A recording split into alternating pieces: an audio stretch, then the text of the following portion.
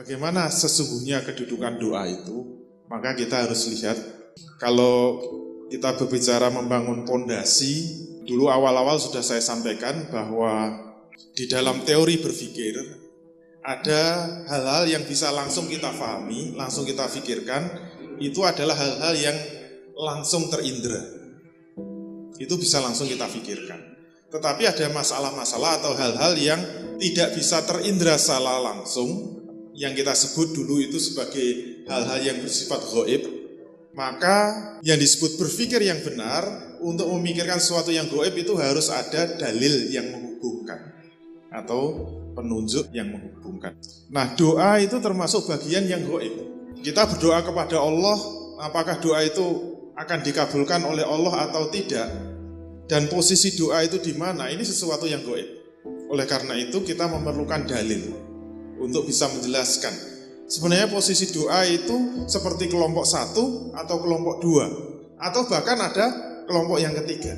Dan biasanya yang ketiga ini yang kita pilih. Kita mulai dari sabda Rasul Shallallahu Alaihi Wasallam.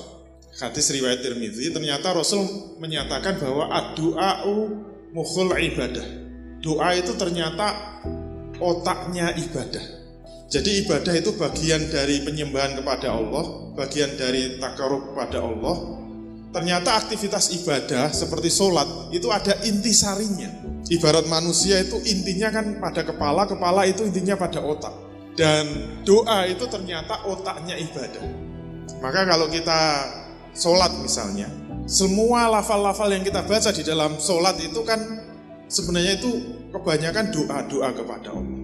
Makanya kalau kita sholat tidak paham apa yang kita baca, itu kayak orang yang tidak punya otak, ibaratnya begitu ya.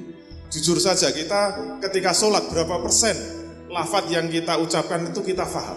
Mulai Fatihah, baca surat-surat pendek, ketika rukuk, ketika i'tidal, ketika sujud, duduk di antara dua sujud, berapa persen yang hafal? Kalau hanya 10% berarti otak kita itu 10% ketika sholat. Hadis berikutnya, laisa syai'un akramu 'alallahi minad du'a. Tidak ada sesuatu yang lebih mulia di sisi Allah selain daripada doa. Ternyata di sisi Allah, doa itu posisinya sangat tinggi. Karena Rasul menyatakan laisa syai'un akramu 'alallah. Tidak ada yang lebih mulia di sisi Allah kecuali doa. Dalil berikutnya, man lam yas'alillaha yaghdab 'alaihi. Siapa saja yang tidak mau memohon atau tidak mau berdoa kepada Allah, maka Allah akan murka kepadanya. Yang namanya normalnya orang diminta itu nggak suka. Sekaya apapun diminta itu nggak suka. Dan normalnya makin kaya makin pelit. Soalnya saya pernah merasakan kaya, pernah merasakan miskin. Ketika miskin itu, wah duit itu keluar terus nggak pernah diperhitungkan. Makin kaya itu makin dihitung, makanya makin pelit. Kalau ada yang pemurah itu rata-rata miskin. Yang namanya orang miskin keluar 10.000 itu kan sudah 50% dari penghasilan. Penghasilan sehari 20.000. Kalau yang kaya penghasilan sehari misalnya 10 juta mau mengeluarkan 5 juta. Kan enggak? Berarti yang benar-benar orang yang dermawan kan yang miskin. Beda sama Allah Subhanahu wa taala. Maka kita jangan membayangkan Allah itu seperti manusia, seperti diri kita. Yang diminta itu mesti enggak suka. Tapi kalau Allah Subhanahu wa taala itu terbalik. Siapa saja yang tidak suka minta kepadaku, aku malah marah. Jadi Allah sangat suka kepada orang yang minta kepadanya. Dalil berikutnya kita lihat. Salullaha min fadlihi fa innallaha yuhibbu ayyus'ala. Nah ini menegaskan. Mintalah kepada Allah akan kemurahannya. Karena sesungguhnya Allah Subhanahu wa taala sangat senang apabila dimintai sesuatu. Jadi kalau kita ingin dicintai Allah, kita ingin disukai Allah, kita ingin dekat pada Allah, sering-sering saja minta. Beda dengan manusia. Kalau kita sering minta sama manusia malah sebel itu.